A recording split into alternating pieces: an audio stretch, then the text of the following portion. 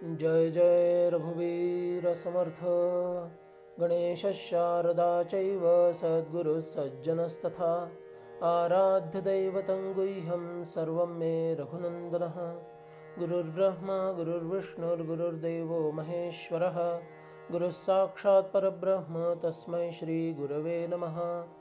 त्रेतायां हनुमद्रामौ द्वापारे पार्थकेशवौ शिवसमर्थौ तु कलौ राष्ट्रधर्मस्य रक्षकौ। जय जय रघुवीर समर्थ राष्ट्रगुरु समर्थ रामदास स्वामी महाराज की जय। ओम नमस्कार। सर्व राष्ट्रधर्मप्रेमी, राष्ट्रधर्माभिमानी आणि राष्ट्रधर्म आचारदक्ष अशा जगदीश मूर्ती श्रोत्यांना श्री समर्थ सेवा मंडळ सज्जनगड यांच्या वतीनं सादर जय रघुवीर। श्री समर्थ रामदास स्वामी महाराजांचा राष्ट्रधर्म हा विषय आपण गेले काही दिवस पाहत आहोत, त्याचं चिंतन करत आहोत।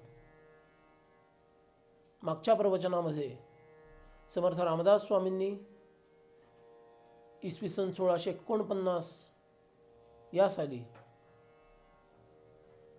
शिवाजी महाराजांना अनुग्रह दिला आणि तेथे राजधर्म उपदेशिला, क्षात्रधर्म उपदेशिला। तो विषय आपण कालच्या प्रवचनात पाहिला। आजचा एक अपूर्व असा दिवस 74वा या आधुनिक स्वतंत्र भारताचा हा 74वा स्वातंत्र्य दिन आहे। 15 ऑगस्टचा दिवस आणि अत्यंत औचित्यपूर्ण असा विषय आपला सुरू आहे, तो म्हणजे समर्थांचा राष्ट्रधर्म। हा समर्थांचा राष्ट्रधर्म हा विषय आणि स्वातंत्र्य संग्राम यांचा संबंध आपण गेले काही दिवस पाहत आलेलो आहोत। शिवसमर्थांची प्रेरणा कशी होती या स्वातंत्र्य संग्रामाच्या मागं हेही पाहिलं आणि कशी फारकत कुठं झाली हेही आपण थोडक्यात पाहिलं होतं। त्या दृष्टीनं जिथून आपण दूर गेलो तिथून पुन्हा कसे जवळ पोहोचू आणि आपलं हित साधून घेऊ शकू ह्याचा विचार या प्रवचन मालिकेतून समर्थांच्या राष्ट्रधर्म या विषयाच्या अनुषंगानं करायचा आहे। तेच आपल्याला हितावह असणार आहे, कारण मोठ्या मोठ्या राजकारण धुरीणांनी, संत सत्पुरुषांनी आणि ऋषितल्य व्यक्तिमत्वांनी समर्थांचा राष्ट्रधर्म कसा हितकारी आहे याबद्दल अत्यंत गौरवोद्गार काढलेले आहेत। त्याच्यापैकी काही आपण प्रसंगोपात्त पाहत आलेलो आहोत। त्यामुळे समर्थांच्या राष्ट्रधर्माचं उत्तम चिंतन करून ते आत्मसात करून आणि पुढच्या पिढ्यांना शिकवून आपण आपलं राष्ट्रीयत्व अधिक प्रबल करावं आणि ते आपल्या पूर्वजांना अभिमानास्पद वाटेल ह्या स्तरापर्यंत पुन्हा चढवावं, यासाठीच तर आपण या राष्ट्रधर्माचा अभ्यास करत आहोत। राजधर्माचा विषय बघितला की जिथं राजानं कसं वागायला हवं, क्षात्रधर्माचा विषय बघितला जिथं अत्यंत त्वेषाची वाणी समर्थांची आपण बघितली आणि क्षत्रियांनी कुणाची भीड न बाळगता शत्रूवर तुटून पडावं, विजयी होऊनच परत यावं, नाहीतर प्राणार्पण करावं। आणि ते क्षात्रतेज कशासाठी आवश्यक आहे, तर स्वधर्माच्या रक्षणासाठी आवश्यक आहे। स्वामिकाज, स्वामिनिष्ठा ही महत्त्वाची आहेच, पण ती स्वामिनिष्ठा जर माझ्या धर्मावर आणि माझ्या राष्ट्रावर संकट आणत असेल तर ती स्वामिनिष्ठा फोल आहे। धर्मासाठी, देवासाठी जगलं पाहिजे आणि देवद्रोही जे आहेत त्यांना पिसाळलेल्या कुत्र्यांसारखी त्यांच्याकडे बघून त्यांचा नायनाट केला पाहिजे। अशा प्रकारची तेजस्वी वाणी आपण क्षात्रधर्मामध्ये ऐकली।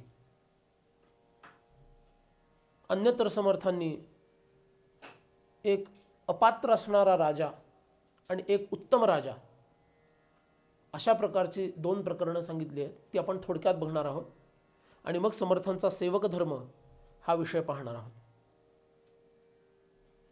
त्याला समर्थांनी अपात्र राजाला म्हैस मंगळू असं म्हटलेलं आहे. म्हशीला कसं सगळंच मंगल असतं, शेणात पण बसते, चिखलात पण बसते, पाण्यात पण बसते, जमिनीवर पण बसते. तिला काय कशाचंच काही सोहेरसूतक नसतं, योग्य अयोग्य याचं तिला फार भान नसतं. असा जो कोणी राजा असतो म्हणजे तो अपात्र राजा असतो, त्याला समर्थांनी म्हैस मंगळू म्हटलेलं आहे. आणि दुसरा जो राजा सांगितलेला आहे तो त्याच्या विरुद्ध जो राष्ट्रधर्माच्या अनुसार जीवन जगणारा असतो, तेजस्वी जीवन जगणारा असतो, त्याला खबरदार राजा असं म्हटलेलं आहे. म्हणजे दक्ष, सावध, साक्षेपी असा तो राजा असतो. या म्हैसमंगळू राजाबद्दल सांगताना समर्थांनी सुरुवातच फार अत्यंत मार्मिक पद्धतीनं केलेली आहे. ती नीट लक्षात घ्यायला पाहिजे. त्या काळामध्ये राजतंत्र होतं, लोकतंत्र आत्ता आपल्याला माहीत आहे, पण त्या काळामध्ये राजतंत्र होतं. आणि ते राजतंत्र असताना सुद्धा प्रजेचा आणि राजाचा कसा संबंध आहे हे समर्थांनी इथं उत्तम पद्धतीनं मांडलेलं आहे. सुरुवातच फार मार्मिक आहे.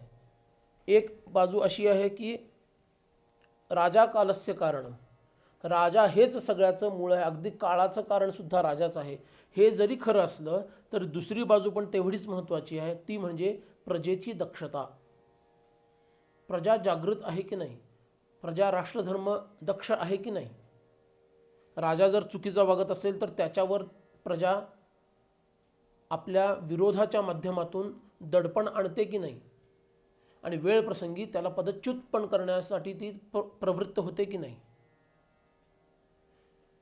प्रजेनं स्वतः जरी केलं नाही तर तिच्यातीलच एखादा उत्तम मनुष्य निवडून, नेता निवडून त्या राजावर अंकुश आणणं किंवा त्याला पदच्युत करणं हे प्रजा करते की नाही.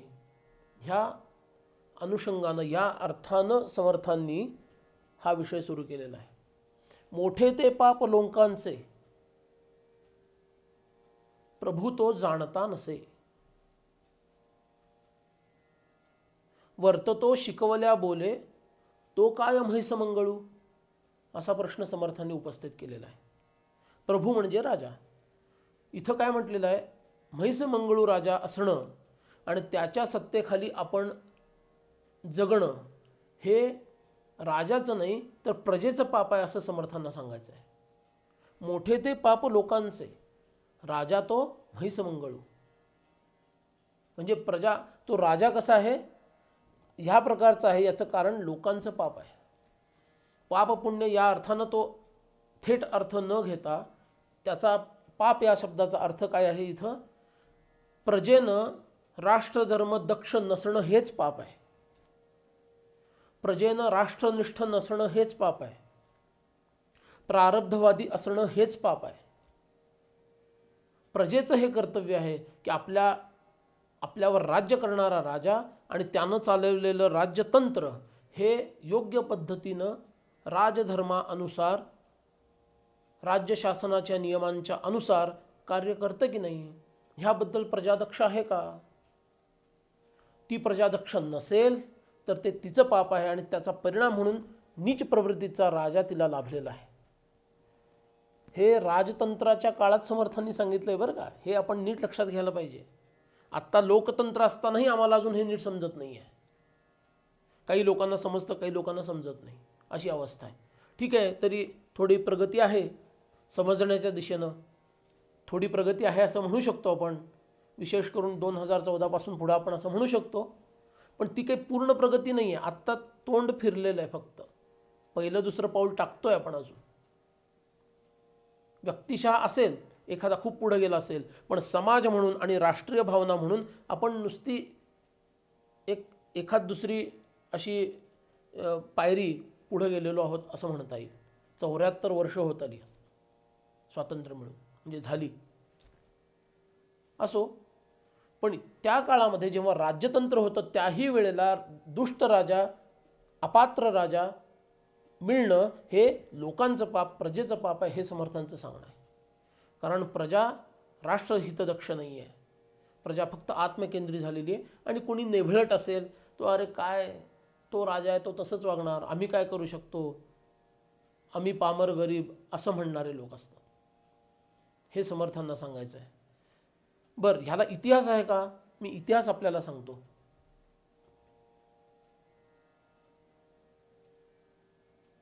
रघुकुल रीती सदा चले आई, हे आपल्याला माहिती आहे. या रघुकुलामध्ये मोठ्यात मोठे राजे होत आले आणि सगळ्यात मोठा राजा म्हणजे भगवान रामचंद्र. पण ह्याही कुलामध्ये, रविकुलामध्ये, या रघुच्याही आधीची गोष्ट आहे, रविकुलामध्ये एक अपात्र असा मुलगा जो पुढं राजा झाला, त्याचं नाव असमंज असं आहे. हा असमंज अत्यंत दुष्ट आणि त्याची बुद्धी जरा फिरलेली होती आणि तो विचित्रपणे वागायला लागला. त्यामुळं त्या राज्यसभेमध्ये असणाऱ्या अमात्यांनी आणि प्रजेचा पाठिंबा त्याला होता, या सगळ्यांनी मिळून त्याला पदच्युत केलं आणि त्याच्या ठिकाणी त्याच्या मुलाला गादीवर बसवलं. हितदक्ष प्रजा आणि मंत्रिमंडळ, त्यामुळं या राजाचं उच्चाटन झालं. पण हे एकच उदाहरण नाही आहे. नंतरच्या काळामध्ये धृतराष्ट्र आणि पंडू हे दोन राजपुत्र पैकी कोण राजा होणार, तर धृतराष्ट्र राजा होण्याची त्याची खूप इच्छा होती, पण तो अपात्र होता हे सिद्ध झाल्यामुळं पंडू याला राज्यावर बसवलं आणि तो पात्र होता. त्याच्यानंतरच्या काळामध्ये धनानंद नावाचा महापद्मानंदाचा मुलगा अत्यंत स्वार्थी आणि राज्याची संपत्ती स्वतःच्या कोशात आणणारा असा अत्यंत भ्रष्टाचारी राजा झाला. त्याला चाणक्याने पदच्युत केलं, त्याला देशोधडीला लावलं आणि चंद्रगुप्त मौर्य या सुपात्र अशा युवकाला राजा म्हणून त्या आसनावर बसवलं. पुष्यमित्राचं उदाहरण आहे. आपण हा पुष्यमित्राचा उल्लेख आपण पाहिलेला आहे याच्या आधी डिमेट्रिसच्या काळामध्ये. या पुष्यमित्राने बौद्ध मतामुळे प्रभावित झालेला त्याचा राजा कायम सैन्याला नावं ठेवायचा, कायम सैन्याचं उणंदुणं काढायचा काही कारण नसताना. हे पाहिलं आणि राष्ट्रावर हे एक मोठं संकट आहे असं लक्षात आलं. राजाची बुद्धी बदलत नाही आहे, तो क्षात्रधर्माला अनुकूल होत नाही आहे, हे बघून त्याचे सरळ हत्या करून टाकली आणि तो राजा झाला. पण हा काय होता? क्षात्रधर्मानं युक्त असा पुष्यमित्र होता आणि त्याला राष्ट्राबद्दल अत्यंत अस्मिता होती. अशी अनेक उदाहरणं होत गेली पुढं आणि ह्याच अनुषंगानं समर्थ म्हणतायत की आत्ताचाही काळ तसाच आहे. आत्ता अपात्र असे सुलतान बादशाह राजे झालेले आहेत आणि तुम्ही त्यांना गेली 250 वर्ष, महाराष्ट्रापुरता विचार करायचा झाला तर 2-250 वर्ष त्यांचं राज्य चालू देत आहात, म्हणजे मोठे ते पाप लोकांचे असंच आहे. म्हणून तुम्हाला या प्रकारचा राजा मिळालेला आहे. तेव्हा जागे व्हा. शिवाजी भोसले नावाचा एक अत्यंत उत्तम तरुण आपल्यासमोर आहे. त्याच्या पाठीशी उभे राहा, आपलं पाप दूर करा, पुण्य कमवा, त्याच्या पाठीशी उभे राहा आणि हिंदूपद पादशाहीची स्थापना त्याच्या हस्ते तुमच्या पाठिंब्याने होऊ दे, ही इच्छा समर्थ व्यक्त करतायत. वाल्मिकी रामायणामध्ये असं म्हटलं जातं की 2 श्लोकाच्या मधून आपल्याला अर्थ काढावा लागतो. श्लोकातून रीड बिटवीन द लाईन्स असं म्हणतात आंग्ल भाषेत. तसंच समर्थांचं काही वाङ्मय, विशेष करून राजकीय वाङ्मय जे आहे, राष्ट्रधर्माचं जे वाङ्मय आहे, त्याच्यामधून पण असे अर्थ काढावे लागतात बाहेर, तेव्हा ते लक्षात येतात.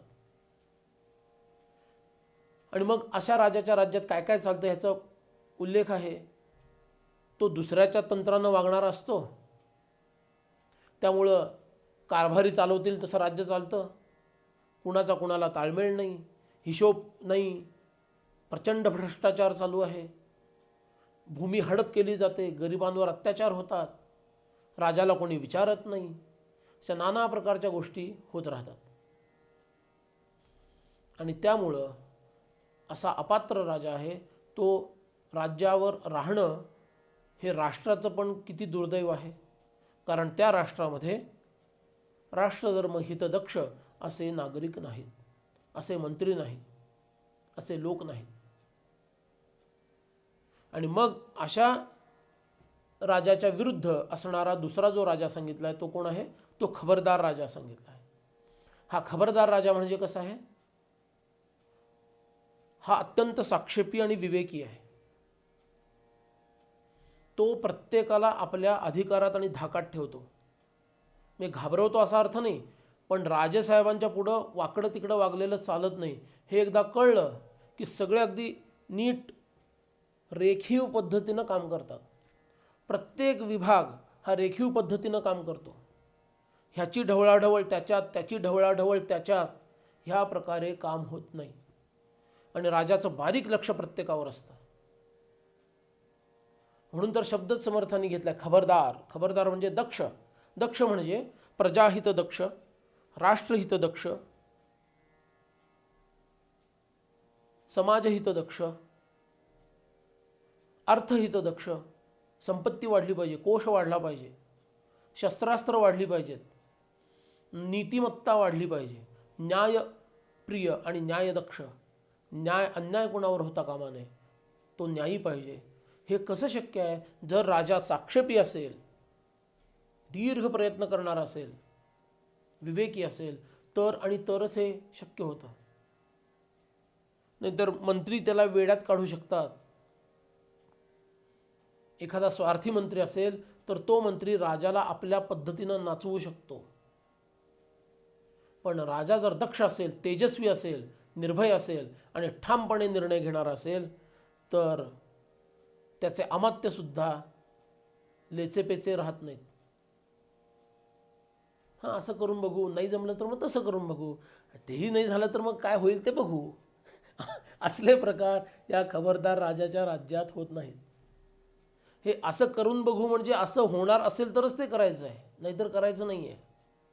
आणि ते करणं आवश्यक असेल, जिथं बलिदानाची अपेक्षा असेल त्या ठिकाणी वाटेल तेवढं बलिदान द्यायला तयार असू, पण हे कार्य झाल्याखेरीज आम्ही शांत बसणार नाही, असा तो राजा असतो. हा आहे खबरदार राजा. एक उदाहरण सांगतो, आपल्याच राज्यातील उदाहरण आहे की शिवाजी महाराज खबरदार होते. याचं मोठं उदाहरण म्हणजे आग्र्यासारख्या ठिकाणी जाऊन आले आणि तिथून ते स्वतःच्या सर्व सैनिकांसहित, एवढेच कशाला आपण घोडेही म्हणू, ह्यांनाही काही त्रास नव्हता, ते सगळे परत स्वराज्यात आले. म्हणजे एवढ्या दूरदेशी जाऊन, शत्रूच्या ठिकाणी जाऊन, जो कावेबाज आहे, जो घातकी आहे, त्याच्याकडं त्यांना बंदी बनवण्यात आलं होतं, तिथून ते परत काही आले. ही गोष्ट कुठं? आणि आमचे शंभूराजे एवढे वीर, एवढे धर्मनिष्ठ असे असून सुद्धा स्वतःच्याच राज्यामध्ये हे औरंगजेबाच्या हाती सापडले. त्यांनी धर्मासाठी बलिदान दिलं, हे अद्भुतच कार्य आहे, त्याबद्दल काहीच वाद नाही. पण खबरदार राजा हे किती महत्त्वाचं आहे बघा. शिवाजीराजे आग्र्यावरून परत येत आहेत, तो इतिहास आपण बघणार आहे आणि त्याचा समर्थांच्या राष्ट्रधर्माशी कसा संबंध आहे आणि समर्थांच्या मठा मंदिरांशी कसा संबंध आहे हे आपण बघणार आहोत पुढच्या प्रवचनांमध्ये. आणि इकडं शंभूराजे मात्र आपल्याच राज्यामध्ये शत्रूच्या हातात सापडतात. म्हणून राजांनी खबरदार असलं पाहिजे. त्याच्या पुढचा एक विषय समर्थांनी सांगितला आहे, तो म्हणजे राजकारणाची द्वारे. छोटंसं प्रकरण आहे, त्याच्यात त्यांनी वेदांत आणि राजकारण यांची तुलना केली आहे आणि दोन्ही ठिकाणी विवेकाची कशी आवश्यकता आहे हे दाखवलेलं आहे. वेदांत राजकारणाची द्वारे काय जाणतील गव्हारे, समरंगणी बायापोरे काय करती. ज्याप्रमाणे युद्धभूमीवरती बायका मुलं यांचं काही काम असत नाही, ते तिथं जाऊन मरणारच, युद्ध काय करणार. त्याचप्रमाणे राजकारण कसं करायचं हे गव्हार लोकांना, म्हणजे राजकारणाचा गंध नसणाऱ्यांना, धूर्तता नसणाऱ्यांना, भोळ्या भाबड्या लोकांना हे राजकारण जमत नाही, झेपत नाही. याचाच अर्थ राजकारण करण्यासाठी साक्षेपीपणा आणि विवेकीपणा असला पाहिजे आणि त्याला धूर्तपणाची जोड पाहिजे. धूर्तपणा सकारात्मक दृष्टीनं घ्यायचा. मागंही मी सांगितलेलं आहे, धूर्त वैष्णव गायका असा मारुतीरायांचा उल्लेख समर्थांनी केला आहे. या अर्थानं तो धूर्तही असला पाहिजे.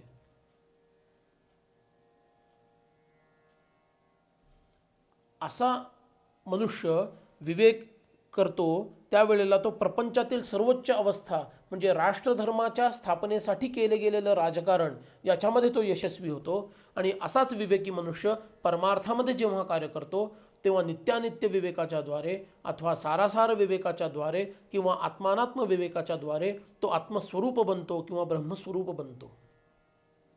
परमार्थातील सर्वोच्च अवस्था ब्रह्मस्वरूपाची तीही त्याला प्राप्त होते विवेकाच्या जोरावरती, साक्षेपाच्या जोरावरती. आणि इकडं प्रपंचामधील सर्वोच्च जी अवस्था आहे राष्ट्रधर्माने केलेलं राजकारण आणि त्याच्यात मिळवलेलं अपरिमित यश जे छत्रपती शिवरायांना मिळालं ते यश ते सुद्धा या विवेकानेच मिळतं. म्हणून तुम्ही विवेकी बना हा समर्थांचा आग्रह आहे. प्रपंची लोकांनाही आग्रह आहे आणि परमार्थी लोकांनाही आग्रह आहे की तुम्ही विवेकी बना आणि हे विवेकाधारित राष्ट्रधर्माची तुम्ही आराधना करा. हेच समर्थ इथं सांगतायत. आणि मग आपण सेवक धर्म हा विषय पाहत आहोत की जो निळो सोनदेव, बाळाजी आवजी अशा काही छत्रपती शिवरायांच्या दिमतीला असणाऱ्या सेवकांसाठी उपदेश केलेला आहे. हे सर्व लोक तिथं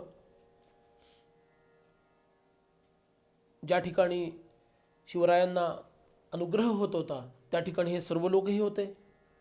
तर त्यांच्यासाठी काहीतरी उपदेश करा स्वामी असं जेव्हा महाराज म्हणाले त्यावेळेला सेवक धर्माचे 2 सुंदर समास समर्थांनी उपदेशिले. अर्थात ते कल्याण स्वामींनी लिहून घेतले आणि ते सेवक धर्माचे लिखित स्वरूपातील कागद हे त्या लोकांकडं सुपूर्द करण्यात आले.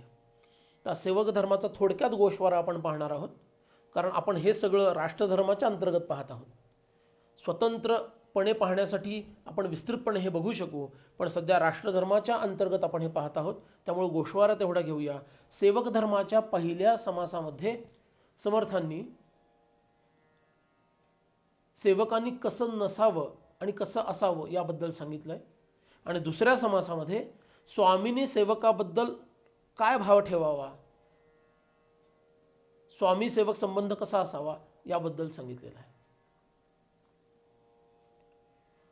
सेवक धर्मामधील मर्म काय आहे?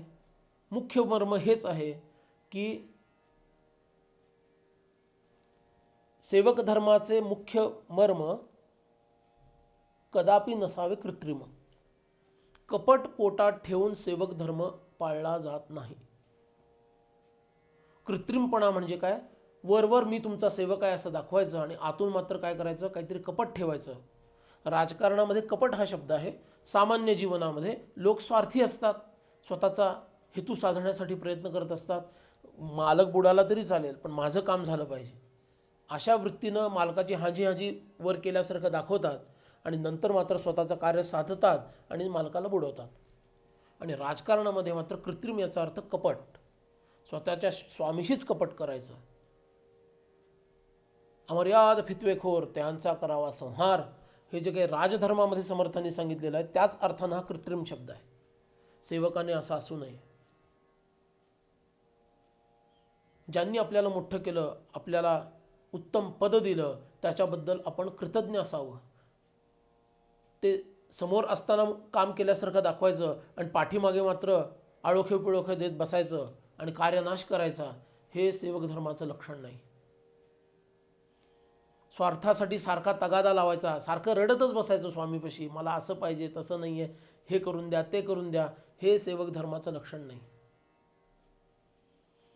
सेवक धर्माचं लक्षण कोणतं आहे? स्वामीचं किंवा आपल्या प्रभूचं चित्त आपण कसं, हृदय कसं जिंकू शकतो? कार्य करून काहीच मागेना, त्याची प्रभूला चिंता लागते. अरे हा एवढं माझं काही काम करतोय पण हा मागत काहीच नाही मला कधी, याचं काहीतरी गोमटं मी केलं पाहिजे. माझ्यासाठी यांनी किती मोठ्या गोष्टी केलेल्या आहेत. मारुतीरायांचं उदाहरण आहे. रामरायांसाठी त्यांनी काय नाही केलं. शेवटी रामराय म्हणाले, बाबा ह्या सगळ्यांना मी काही दिलं. लंका विजयानंतर जेव्हा रामराय परत आले, सगळ्यांना, सुग्रीवाला काही दिलं, बिभीषणाला दिलं, अंगदाला दिलं, नल नील जांबुवंत काय जे असेल सगळ्यांना, सर्व वानरांना काही ना काही दिलं. पण मारुतीरायांना भेट काहीच देता येईना. सगळ्यांनी प्रश्न केला, मारुतीरायांना रामराय विसरले कसे? तेव्हा मारुतीरायांच्या जवळ रामराय गेले आणि म्हणाले, मारुती, तू एवढं काही माझ्यासाठी केलेलं आहेस की तुला देण्यासारखं माझ्याकडे काहीच नाही आहे. माझे पंचप्राण जरी तुझ्यावरून ओवाळून टाकले तरीसुद्धा ते कमी पडतील. त्यामुळे मी तुला केवळ आलिंगन देऊ शकतो, असं म्हणून रामरायांनी त्यांना आलिंगन दिलं, अशी कथा आहे. सेवकांनी असं असलं पाहिजे. जर स्वामी उत्तम असेल, स्वामी निवडायचा सेवकांनी, पण स्वामीची निश्चिती झाली की हा उत्तम आहे, हा राष्ट्रधर्म पाळणारा आहे, तर मात्र त्या स्वामीच्या इच्छेनुसार त्यांनी वागलं पाहिजे, त्याच्याशी एकनिष्ठ असलं पाहिजे. असा जो वागत नाही तो सेवक म्हणून घेण्यास पात्र नाही, असं समर्थांनी सांगितलं. आणि मग दुसऱ्या समासामध्ये समर्थ सांगतात की असे जे सेवक आहेत की जे डावपेच खेळतात, अहमन्यता करतात, स्वतःला अनुकूल असणाऱ्या लोकांना तेवढं काही त्यांच्याकडच्या गोष्टी देतात, त्यांचा लाभ उठवू देतात, आणि एकाला एक न्याय तर दुसऱ्याला दुसरा न्याय असं वागतात, अशा सेवकांना स्वामींनी जरबेत ठेवून त्यांना सरळ केलं पाहिजे, नाहीतर त्यांचा त्याग केला पाहिजे. अशा सेवकांची काही आवश्यकता नाही.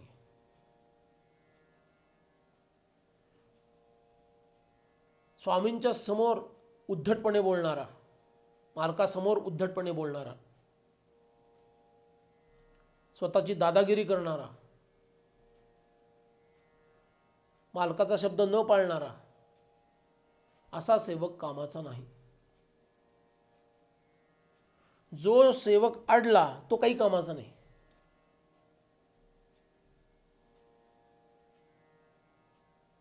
सेवक तो अडेना, शब्द खाली पडेना, कार्यभाग चुकेना कदा काळी, हा खरा सेवक. अरे हे करशील का? केलं असतं, पण जरा काय मला एक महत्त्वाचं काम आहे त्यामुळे मला जरा जमत नाही आहे. हा सेवक धर्म नाही. असे सेवक काही कामाचे नाही. आणि जेव्हा राजाच्या दृष्टीनं जर सेवक हा शब्द बघत असू, आपण राजधर्माच्या दृष्टीनं जर सेवक हा बघत असू, तर ते तर किती जोखमीचं काम असतं राजाचं. मग ते दौत्यकर्म असेल, म्हणजे दूताचं काम असेल, ते युद्धाचं काम असेल, ते मसलतींचं काम असेल, नानाविध प्रकारची कामं करावी लागतात. ह्याच्यातील कोणत्याही कामामध्ये अडणारा सेवक काही कामाचा नाही आहे. स्वामीच्या मुखातून शब्द बाहेर पडला की तो झेलला पाहिजे आणि ते काम पूर्ण केलं पाहिजे. ते काम चुकताही कामा नये, अशी त्याची वृत्ती असावी. तो अत्यंत नम्र असावा. आणि हे कार्य करू का, त्याला काही सुचलं तर हे कार्य मी करू का, असं म्हणून त्यांनी ते करावं. याचा अर्थ दुसऱ्या अंगानं बघितला तर तो सांगकाम्या असावा असं नाही आहे, पण स्वामीला विचारून ते कार्य करावं, त्याला अनुकूल होऊन ते काम करावं. आणि असं जर होत नसेल तर समर्थांनी स्पष्टपणे स्वामींना सांगितलेलं आहे, म्हणजे जो कोणी मालक आहे, साहेब आहे किंवा राजा आहे, यांना सांगितलेलं आहे की कार्यनाश झाला तरी चालेल, पण सेवकाच्या अधीन होऊन स्वामीनं कधीही राहू नये. याच्यामध्ये समर्थांना स्वामीला किंवा त्या राजाला किंवा मालकाला हेच शिकवायचं आहे की तू सर्व पारंगत राहा, म्हणजे कार्यनाशाची वेळ येत नाही. आणि मग घमेंडखोर एखादा सेवक झाला असेल तर त्याला कमी करायलाही काही अडचण येत नाही. याचं कारण ते काम त्या मालकाला येत असतं. आणि हे जेव्हा त्या सेवकाला कळतं की माझ्या वाचून काही अडणार नाही आहे, त्यावेळेला तो अगदी शिस्तबद्ध वागत असतो. अशा प्रकारे नानाविध पद्धतीचा उपदेश समर्थांनी केला. हा सर्व राष्ट्रधर्माच्या अंतर्गत उपदेश आहे. हे भान आपण ठेवायचं आहे आणि त्या अंगानं तो घ्यायचा आहे राष्ट्रधर्माच्या अंतर्गत. कारण हाच उपदेश आपण व्यवस्थापनामध्ये घेऊ शकतो, मॅनेजमेंटमध्ये घेऊ शकतो, पण आपल्याला हा उपदेश राष्ट्रधर्माच्या अंतर्गत बघायचा आहे. त्या दृष्टीनं ह्याच्याकडे पाहिलं पाहिजे. उद्या आपण आनंद वनभुवन नावाचं एक प्रकरण आहे जे राष्ट्रधर्मावर बेतलेलं आहे आणि राष्ट्रधर्माच्या अनेक संकल्पना त्याच्यातून सिद्ध होणार आहेत. ते थोडक्यात पाहणार आहोत. आज आपण इथंच थांबत आहोत. सर्व श्रोत्यांना मी विनंती करतो की आज जे काही श्रवण केलं त्याचं अवश्य आपण चिंतन करावं. उद्या आपण पुन्हा भेटू. सर्वांना वंदन करतो. माझ्या वाणीला विराम देतो. जय जय रघुवीर समर्थ.